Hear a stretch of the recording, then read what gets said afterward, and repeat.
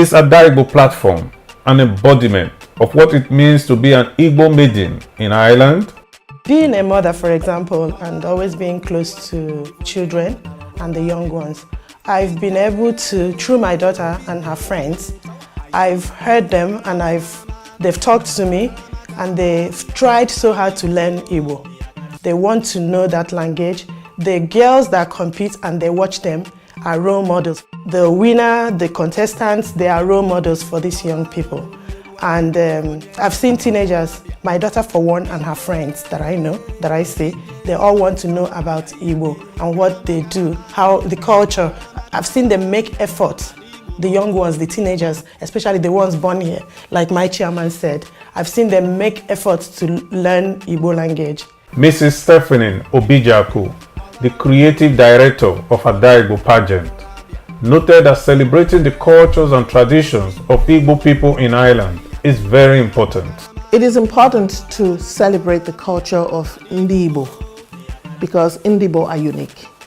They are a race that have special grace. They are a race that I am proud to be reckoned with.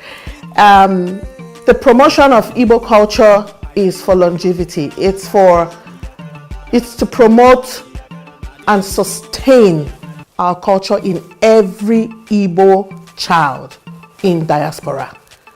We have to make sure that our culture is handed down to the next generation and the next generation and the next generation. If you do not promote your own culture, if you do not promote something as beautiful, as fantastic, as wonderful as our culture, then to be honest with you, I think the community would, and the whole world in essence, would lose out.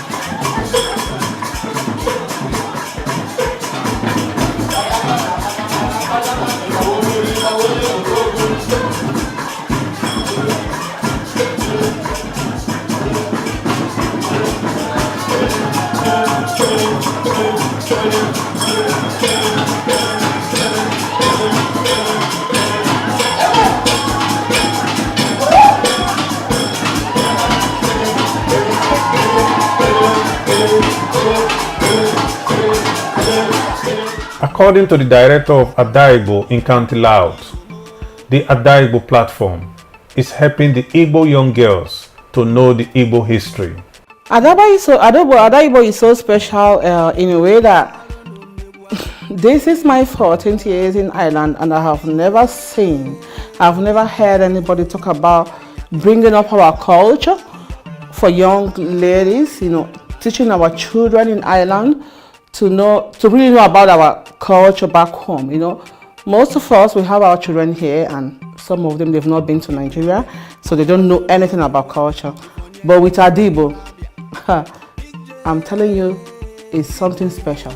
Mr. Big J, the chairman of Igbo, believes that the organization is bringing young Igbo girls closer to Igbo culture, as his young daughter is now more interested in knowing about Igbo history than watching cartoons. Well, to start with, in my own house, I have a daughter who always shows this love for everything about Igbo. Normally, she will be watching cartoons, but you see her watching everything about Igbo music, how to dance it.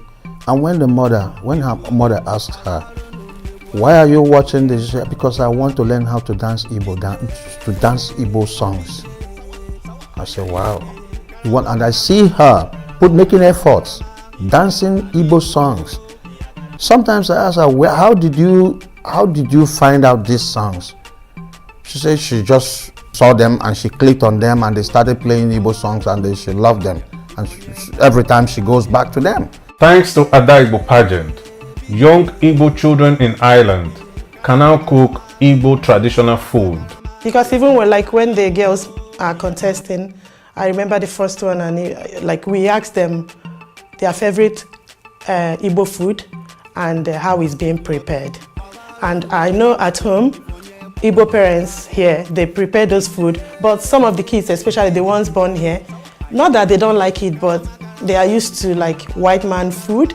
But if they know that part of Igbo is to know about all these things, not just the language, not just the dance, but even the food and how to prepare it. I see them making effort to embrace it. I see them wanting to have it because in organizing Igbo Island, it's like celebrating that culture. And in celebrating that culture, you make it very relevant to the young ones. They see the importance of it. They come to that occasion and they see how it's celebrated and they begin to say, "Oh, this is good," and that will make them to embrace it. But if you don't celebrate it, it becomes normal thing and it gets lost along the way.